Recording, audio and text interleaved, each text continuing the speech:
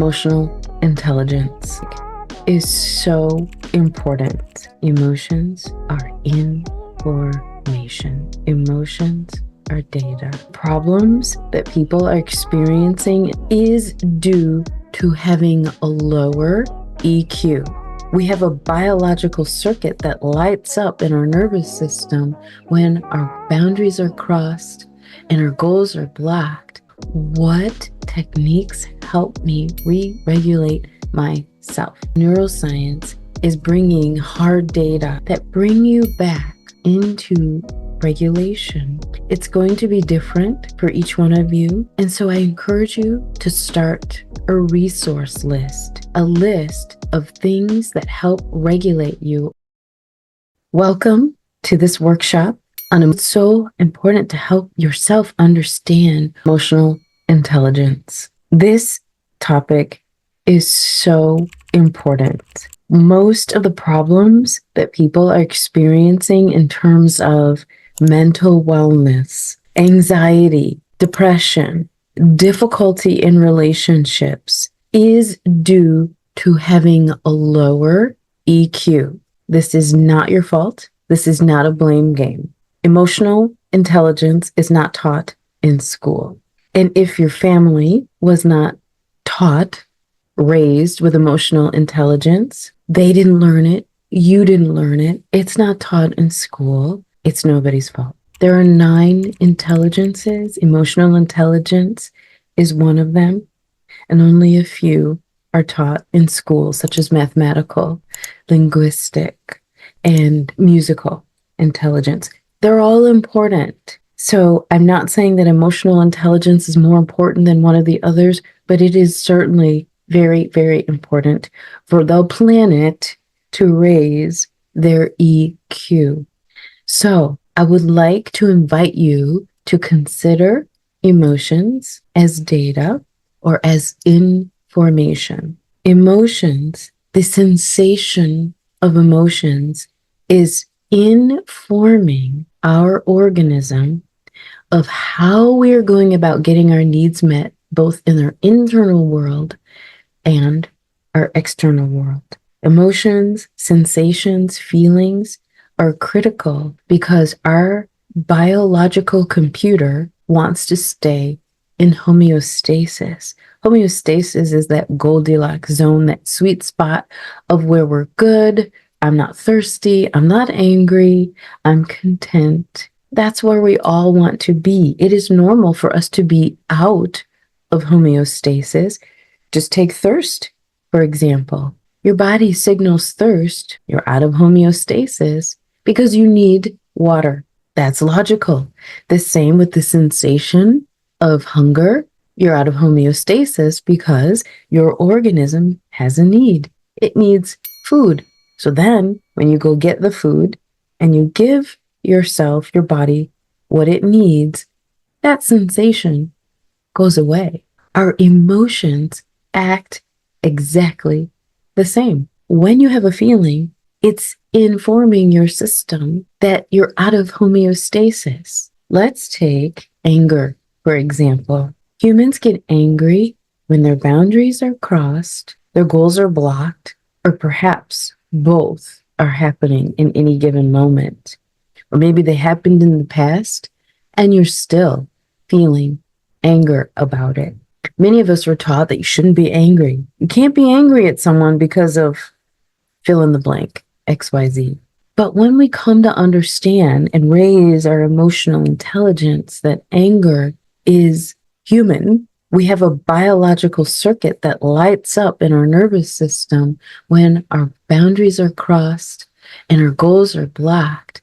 We can begin to understand that when we're angry, that's information. Something is out of alignment in your world. Anger brings clarity so that then you can say, what do I need in this moment? I'm sensing that I'm angry. What's happening for me? You can get curious and then problem solve. Perhaps a friend or colleague has done or is doing something that is a boundary violation for you. The anger in you that arises is informing you you need to express your boundary. Boundaries create relational safety. So, areas that we are experiencing resentment, frustration, anger, annoyance, those are indicators of areas we need to set boundaries, either with ourselves or with others. So, another reason we need to raise emotional intelligence is, I'm speaking broad brushstrokes here. Generally, in childhood, we didn't have the regulating nervous system of a caregiver to help us learn how to feel. We had caregivers. They're probably great and did the best they could with the tools they had. So what I'm about to say isn't a knock on anyone's parent, grandparent, beautiful, wonderful babysitter, auntie, anything like that. The thing is, most of us don't know how to help a child regulate their emotions because we don't really understand the role that emotions play. What little ones need is the nervous system of an important other that they can plug into, like plugging in to a USB to help them get through, regulate, process the anger that comes up for them when someone takes their toys, the sadness when someone important from them goes away. When we don't have that regulating other, as children, we begin to dread feelings like anger, sadness, shame, because we don't know how long they'll last, and they become frightening and difficult for a child to feel all alone or with minimal regulating from a caring other. So then what happens is we bring this difficulty feeling, difficulty being with feelings into our adult lives and into our adult relationships. And it results in things like, well, I'm not going to express my feelings or what's on my mind because then so-and-so will be upset. So not only do we are not good at feeling our own feelings, we're not good at feeling the feelings of the other, so we don't even want to feel them. And then we end up living inauthentic lives where we're suppressing our true feelings. Again, I'm speaking in broad brushstrokes. There may be instances where you do well expressing, but generally speaking, people struggle expressing. So we end up suppressing. Suppress is when we push down. We push down emotions and feelings. We're not using the information as, something in this dynamic, this relationship, this situation, it's out of alignment for me. I'm just going to ignore that. And then what happens after we suppress? And then we suppress. We end up with depression. The word depress means to push down, where we have pushed down our feelings for so long, we are now experiencing bouts of depression, which could have been alleviated if our emotional intelligence was a little bit higher, where we learn to connect to ourselves authentically in our moment-to-moment experience and do the opposite of depression, which is expression. When I'm working with individuals one-on-one or in groups, I really invite people to start relating their emotions, their experience of a situation as things that can be shared, can be expressed as an offering to the relationship. So often people end up in my sessions with relational difficulty and they are not sharing their feelings. Oh, so-and-so doesn't want to hear me. Now, they've already told me they don't want to hear me. They won't listen. Emotional intelligence allows us to understand our feelings, our emotions are important, and they can be offered in the dynamic. What the other does with it is a different conversation.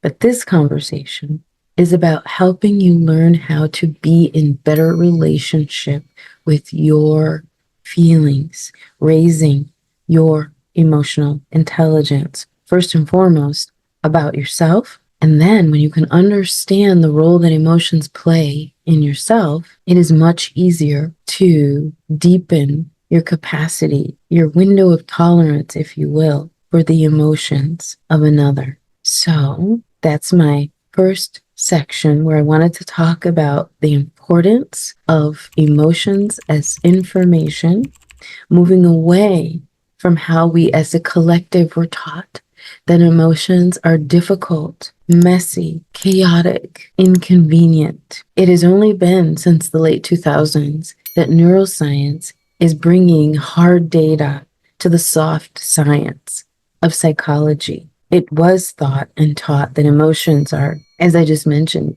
inconvenient, difficult, annoying, even weak. But neuroscience is helping us understand emotions inform the system. They inform the system if we think about, because there's no good or bad emotion, if we think about emotions as negatively valenced and positively valenced, the emotions that we call negatively valenced are important in our world because they're informing your system to do less of the thing that makes you angry, less of the thing that is causing sadness, less of a thing that is triggering shame and guilt and disgust. So those emotions are not bad emotions. We wouldn't have circuits to feel them if we weren't supposed to. But if we can feel them, notice them, embrace them as, oh, this is my system telling me I need to do less of what is triggering or activating me. And then if we go towards the positively valenced emotions, love, joy, gratitude, connection, pride, those emotions are around to inform the system to do more of the things that are triggering those emotions. We need them all. We need the yin and the yang of positively valenced emotions and negatively valenced emotions. For without one, we really couldn't experience the depth of the other. Having touched sadness in our life, which is related to loss, the moments of joy and gratitude, we deepen into them, we treasure them even more because we understand the contrast. So welcome all of your emotions, the beauty, the mess, the difficulty. They are there to inform you. Now, I want to talk about triggers. So the human bioenergetic computer that we are, the nervous system, is split into two parts, parasympathetic and sympathetic. And I love using the metaphor or analogy of a window. And in here, inside your window of parasympathetic portion of your nervous system, we call it the rest and digest portion. This is when you've had that drink of water and you're feeling good. You've had that nap, you're feeling good. You've eaten that meal, you're feeling good. You've expressed your feelings, you've problem solved your anger, and you're back in the window of feeling good until the next trigger comes along and sends you into the sympathetic portion of your nervous system. So out of your window in fight or flight, or down here in hypoactivation, which is freeze or fawn. It is normal to move in and out of the window. That is a part of our existence. If we are not triggered and activated in and out of the window, we are dead. So the goal here is not to stop triggers and activation. Because if you think about if there were an actual tiger outside of your home, your system needs to go into fight or flight to save your life. If you stayed in parasympathetic, that would not be good. You would not now know how to engage with the danger that is outside your house. In our modern day world, we don't have tigers, but we have the equivalent. Triggering emails, arguments with friends, family, deadlines, bills. Those are our modern day tigers. They send us out of our window of tolerance often and daily. So as a somatic practitioner, one of the questions that I'm going to give you to begin exploring your somatic, your felt sense of your emotions is to ask yourself, what is happening to me physically when I am triggered? What do you notice when you're angry? Some common responses that people notice in their bodies: increased heart rate. Perhaps your palms get sweaty. Your presentation will be different, and it might even be different in different situations.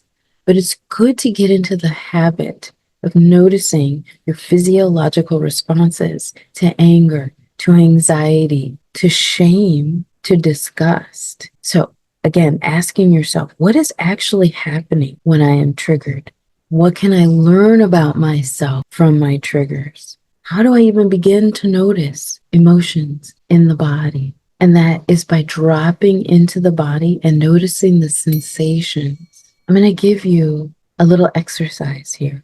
I want you to bring to mind a memory, a pleasant memory, an enjoyable memory where you were engaged in an activity or an event or scenario where you were just having the time of your life. Maybe you're singing and dancing or eating delicious food, laughing and enjoying the moment with loved ones. Bring that scenario to mind. What positive feelings would you say are present as you're in this memory? Notice if you're smiling with joy. Gratitude may show up in your heart space or in your face, your throat, or even your hands. Notice the sensations that arise as you're in this memory. Notice if your body is relaxed, calm. Maybe there's zinging with excitement. Just get curious. You may not even notice anything. Make all of that okay. This is the beginning step of learning how to find sensations in the body and interacting with those sensations as information, data. So to reiterate the question, what can I learn about myself from my triggers, from my activations? Why should I notice my triggers, my activations? To raise your emotional intelligence. When we have been activated out of our parasympathetic nervous system, out of that window, here we're regulated, here we're dysregulated. And a reminder that that is normal, that is biological, that is part of being alive, to go from regulation to dysregulation, regulation to dysregulation. The problems arise when we stay out of the window, or we have trouble getting back into the window, or for some of us who have trauma, our window is so small that we're often out of the window, or we find we can just kind of get back into the window. There's difficulty getting and staying back in parasympathetic regulation. So it's so important to help yourself understand what techniques help me re-regulate myself. You may not have children, you may have been around children in your life. When a baby or a toddler is dysregulated, what do the adults in their world do? What may come to mind is a diaper change, a bottle or breast, rock the baby. Maybe the baby needs a nap. Maybe we play with the baby. All of those things are physical. The very first thing caregivers do is address physical discomforts. We've been socialized to believe that as we grow up, now we're going to go to the mind and intellectualize our dysregulation. But actually, we have the same nervous system that we did when we were born. It's matured, but nervous system dysregulation presents in the physical. So you want to ask yourself, what physically do I need? You might need a nap. You might need to walk away from the charged situation. You might need a glass of water. You might need a poop. You might need to take a walk. You might need to listen to some music to change the activation in your nervous system. So I encourage you, start experimenting with things you find that regulate you, that bring you back into regulation. It's going to be different for each one of you. And so I encourage you to start a resource list, a list of things that help regulate you or resource your energy, your regulation, your calm, your parasympathetic dominance. The reason I have people build actually write a resource list, either in your journal or on your phone, is because when you are activated, when you are triggered outside of your window, executive function, higher order brain systems, can go down as much as 50%. You are not thinking clearly. You're not thinking as logically as you would if you were in parasympathetic dominance.